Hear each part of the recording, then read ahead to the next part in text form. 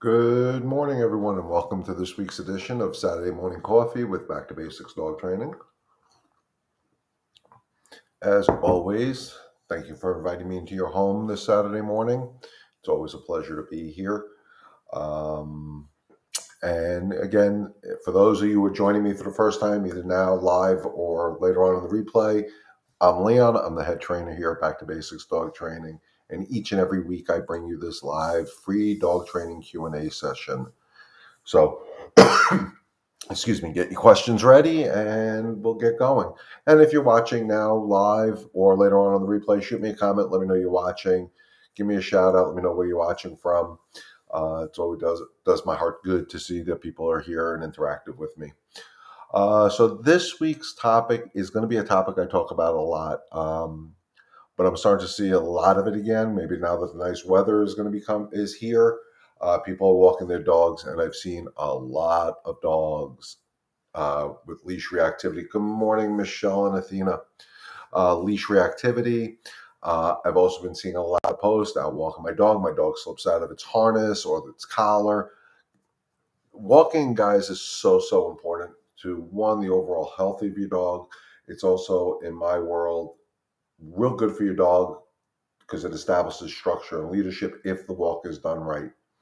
I posted out on my Facebook page, I think last week or the week before, my playlist on how to master the walk, which is known as how to leash train my dog, but really it should be back to mastering the walk back to basic style. It's something I've put a lot of effort into, and maybe actually end up redoing it. I'm going to watch those videos this weekend and maybe come up with a more in-depth mastering the walk series for you guys. I think it'll help you guys out a lot. But remember, when we talk about walking your dog, it starts before you get out of the house. And it's real important that people understand that. I've talked to a lot of people uh, recently about walking their dogs and their processes, and they're losing it before they get out of the house, guys. That threshold management that I talk about all the time is so crucial to one, having a better walk, having a more controlled walk, having a walk that's not dislocating your shoulder. All these things go into um, mastering that threshold. Because if your dog is pulling you or a dog is overly excited, good morning, Rich, Donna, and Stark. We're talking about your favorite subject, of course, threshold management, which I know is huge for Stark. Um, it is crucial. I mean, I don't know about you guys, but I like, where my shoulders are. I don't want to start walking my dog and have my shoulder pulled out of the socket. I don't want my dog reacting to every dog that we pass or every person that we pass because they started the walk out with such a high level of excitement. It's impossible, if virtually impossible, to control them when they see this other stimulus that excites them. And then the biggest issue I have, and I've seen a couple cases this week, where because we're constantly doing the corrections the wrong way, the timing is off on our corrections, we're correcting with anger, we're correcting with frustration, we're actually creating our dogs to become leash aggressive, which is not anything that's easy to handle, but it doesn't have to be that way. And that's why, I know I sound like a broken record. I understand I sound like a broken record, but that's why threshold management is so crucial to have that happy, balanced dog you want and to have that enjoyable walk. I say constantly, I've said it, probably here on this platform, I say it when I'm with my customers, I like walking with my dog. I don't like walking a dog. Walking a dog is work. Walking with my dog is enjoyable. Best case scenario, the best thing I can tell you how to describe it is a couple of weeks ago, I was watching friends' dogs in the apartment.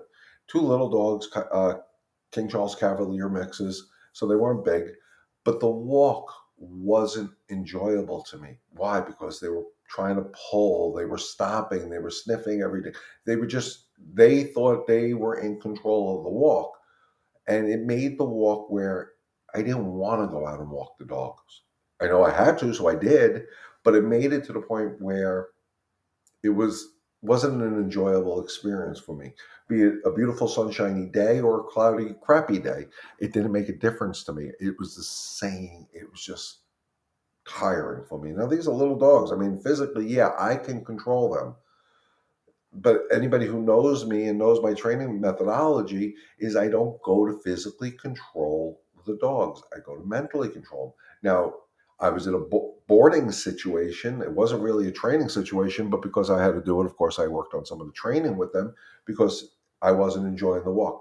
I didn't have Zoe in the house. I said she was at my daughter's house for the week, and I picked her up the day those dogs left, got her home, and the first thing I did when I got her out of my truck is I went for a walk and I enjoyed the walk.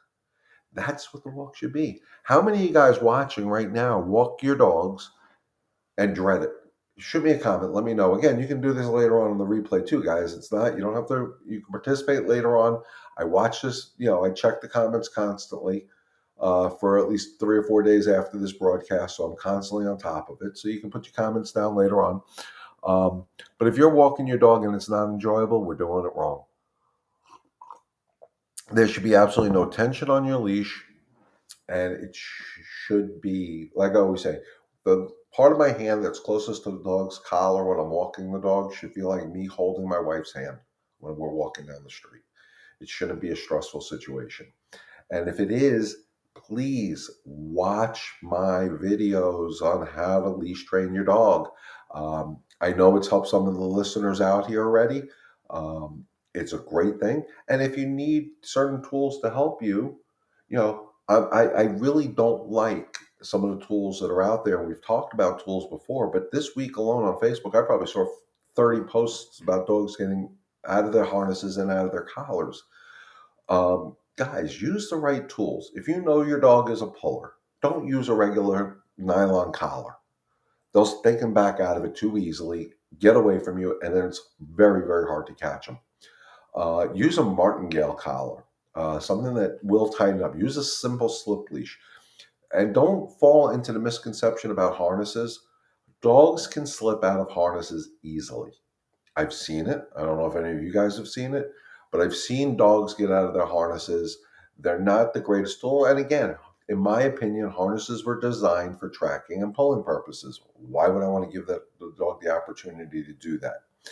So harnesses are good for seat belting them in the car. If the dog has a trachea issue, of course, a harness is good because you don't want anything on its throat at that point. And then we have no choice, or you can use what they call a head halty, which doesn't go on the dog's throat. No, I still don't walk her. She is leashed in my yard now since the incident where she jumped the fence.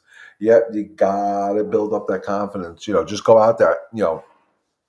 Like I said, with Athena, I would definitely muzzle condition her and I think you guys already have. One, because it'll relax you, and you and Rob got to go out there and just do it. I mean, physically, she's a big, strong girl, and I understand it's scary doing it because she can drag you on, knock you off your feet. But if you take the time, and like I said, I don't care if you just work on the threshold management for weeks at an end, so she understands when she's on that leash, coming out through the door has to represent calm. When she's on that leash, going through the gate to the driveway has to represent calm. And I don't care if you just work on that and just take a couple of steps out the front door, take a couple of steps out to the driveway and come back. You're setting the pattern. And it's not always, guys, I talk about mastering walking. The object is you go out for an hour walk, but you got to get there first. This is what a couple of weeks ago, I used that terminology, or I forgot the word thinking of, where, the process of the journey of training our dogs is like making that beautiful Ming vase. It's that lump of clay. We got to mold it. We got to do it. Sometimes it collapses. We got to do it again. And it's a process of doing it. It doesn't just take a lump of clay and boom, it's a beautiful Ming vase. No, it's a process. So if that process is just working threshold management for a couple of weeks straight, just that process of, in Michelle, in your case, getting through the gate to the driveway and then coming right back into the yard, that's fine. Just do it repetitive. So she understands that every time she walks out there, it's got to represent calm.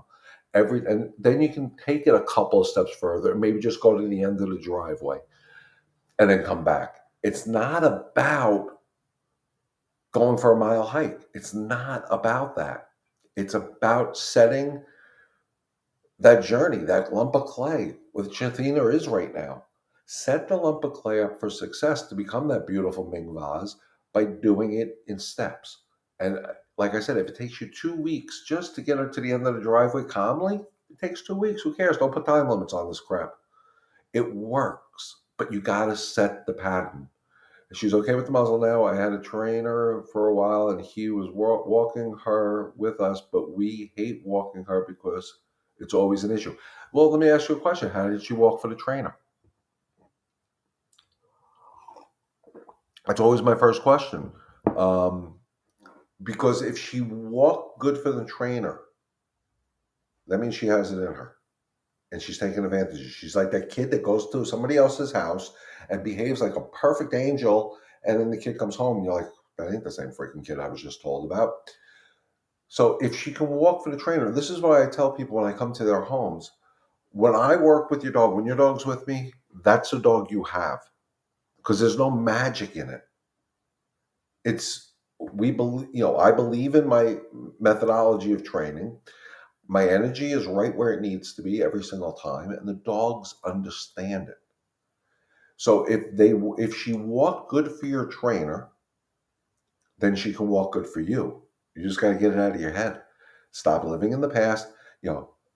Because of her, it's always an issue. Could be you projecting the issue before it happens. Trust her a little bit. And like I said, go in baby steps. Hello, Jenna. I know I'll give you a call later. Yesterday was just a bad day. I know I promised to call you yesterday. Um, Everything has to be done in baby steps. So with Athena, I would just take the time. She's a good dog. I've met her.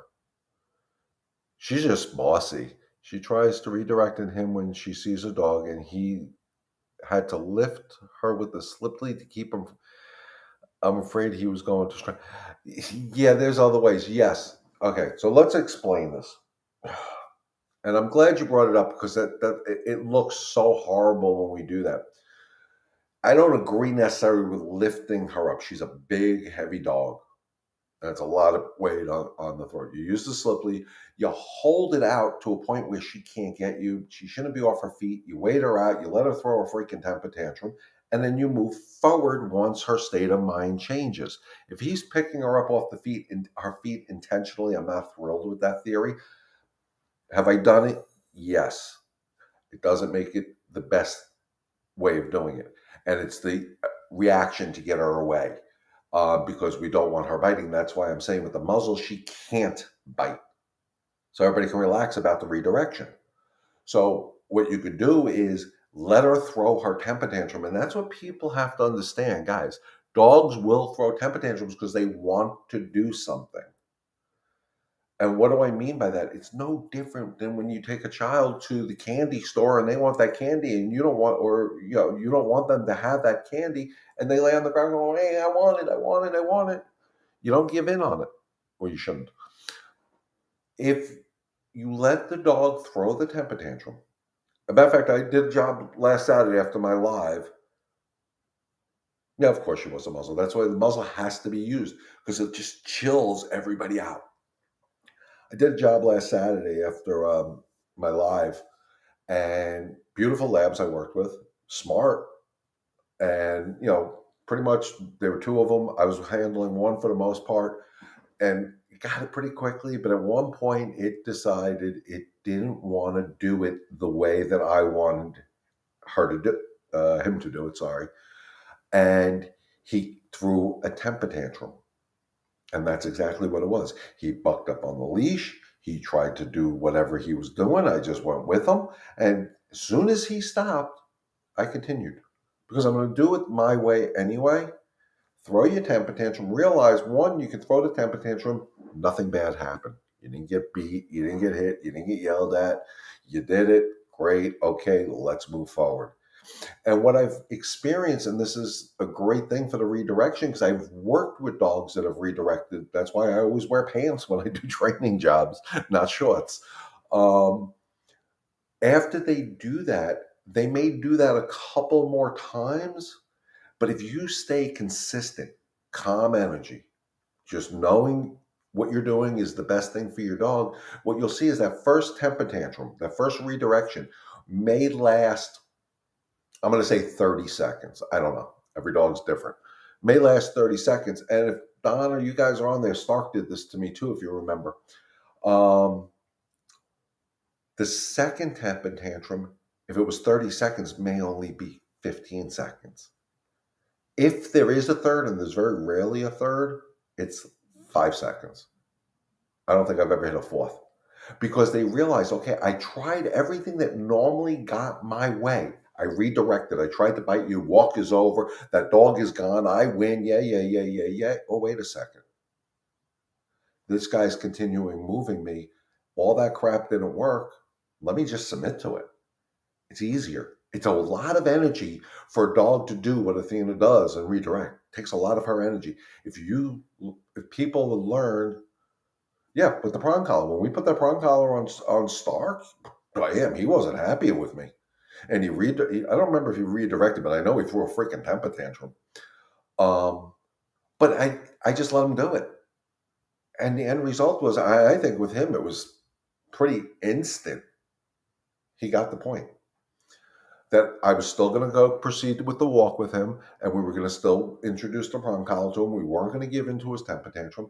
It's hard emotionally for us. Good, I'm still going to call you anyway. Um, um, but Jenna, thank you. Actually, her problem was walking her dog Zoe. She watched the videos and she's walking her and she's doing really well. The videos, guys, help. So I'm going to post it out there again after probably tomorrow, because today's is this video. I'm going to put it on my Facebook page again. I'm going to share it with a bunch of rescue groups around the country. Guys, if you're on my Facebook page, please share it. Get the word out. It's free. Who cares? Because at Back to Basics, we're going to be doing a lot more, because one thing I've learned over the years, and anybody who I know I've helped just with this platform, the live free dog training session, I've had people tell me they have trained their dogs because of this. Doesn't mean me being there. So we're opening up a world of different things. It's opened up.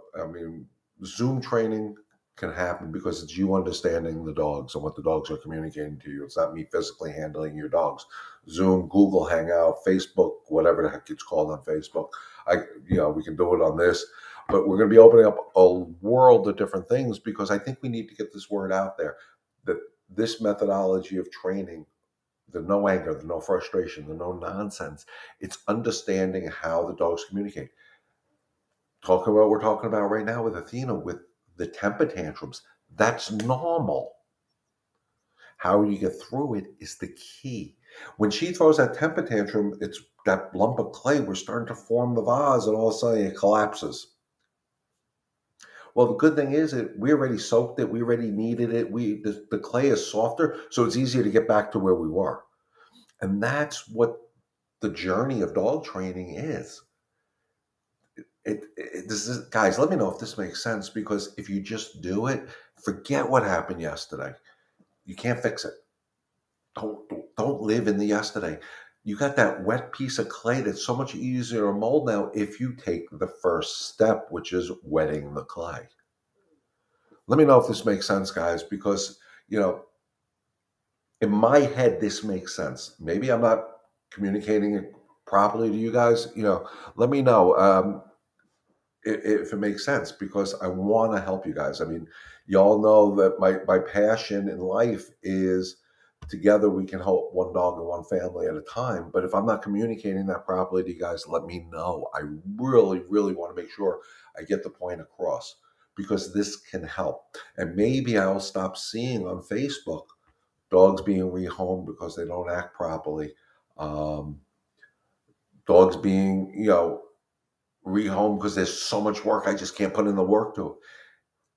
it's worth the journey, the end of result, that beautiful work of art when we're done with the training journey is so freaking rewarding. And again, I know I pick on Rich and Donna a lot. Well, don't pick on them, but I ask them, you know, how their journey with Stark has helped them, because it does. It helps you in your everyday life.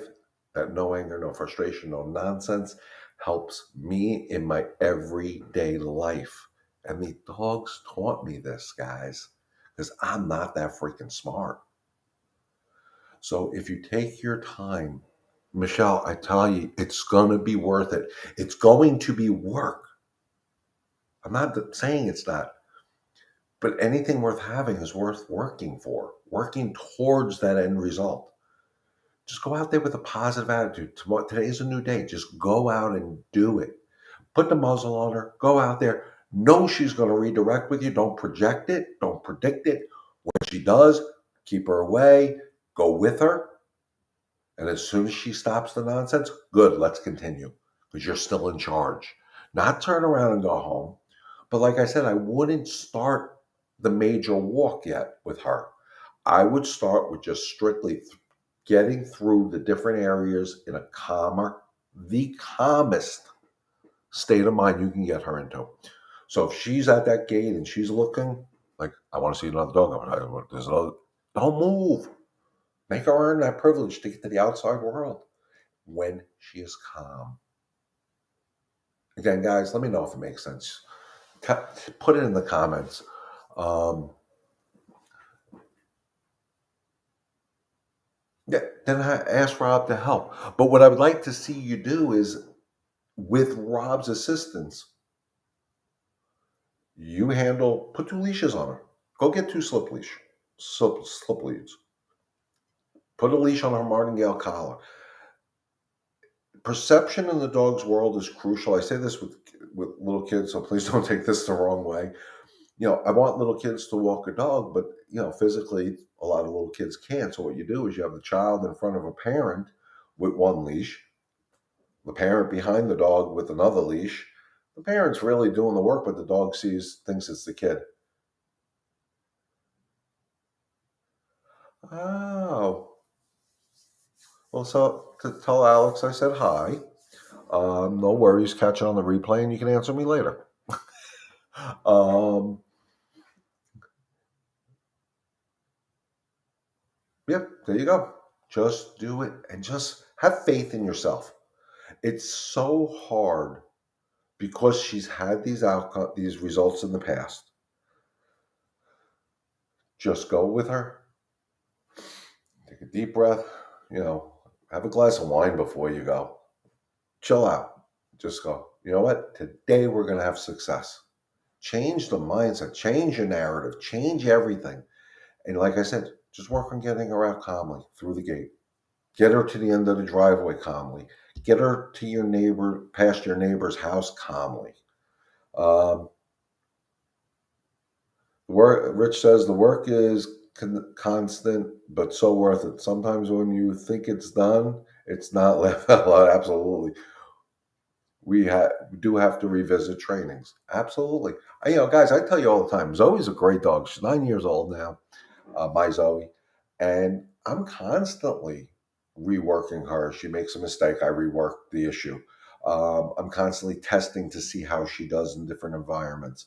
Um, you know, it's a never ending journey, and it's so worth it, because she is so happy when we get done with the structured walk. She gets so happy when I take her to the dog park and I control her excitement. She is so happy because I can control her excitement, that actually indirectly controls other dogs' excitement. It's such a snowball effect that you can see when we go for a walk, she walks proud, because she's proud of herself. Yeah, Stark is truly a blessing for all you and for me. Stark taught me. Every dog I work with teaches me, guys, because that's the beauty. It's like if you're a school teacher, which I know people here are, every one of those children that we work with, you teachers work with their individuals. And the beauty is watching one grow here, watching one grow here, because you're taking those raw pieces of clay and you're molding them, you know. And, the best compliment I think I've ever gotten in all the years I've been doing this was one time with Donna texted me. She had a horrible day, horrible, horrible day at work. And the best part of her day was when she came home and walked Stark. That was the best compliment I ever got. Plain and simple. And if I remember, my response to Donna was, it brought tears to my eyes, because it really did. Because when I first met them, they never thought that would happen. It works. They work on it day in, day out with Stark. He has long stretches where he's good, and then he has some reverts, but so does my dog. And if any trainer tells you their dog is 100% perfect, they're full of crap. By the way, guys, I just wanted to tell you, I put a video on my YouTube channel, and I'm going to put it for my YouTube followers up on one of the cards when the video is playing after downloads today. Why back to basics? I definitely suggest, if you're not on my YouTube channel, get there, subscribe to it, watch that video, because I really talk about why back to basics. Yes, I love coming home to him. That's from Donna, not from Rich this time.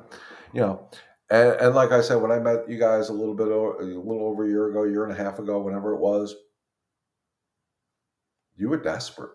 And I hate using that word, but you were. I know what was going through your mind, and I'm so glad to be able to guide you on this journey. I feel like, I missed my calling in life. I should have been a tour guide over in Disney or something, because that's what I do. It's not about me doing the work, guys. And this is what I try to tell people. You put the effort in, you get these results.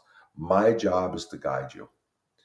So, let me know. It is the truth. Absolutely, guys. I try to be as transparent with you guys as possible.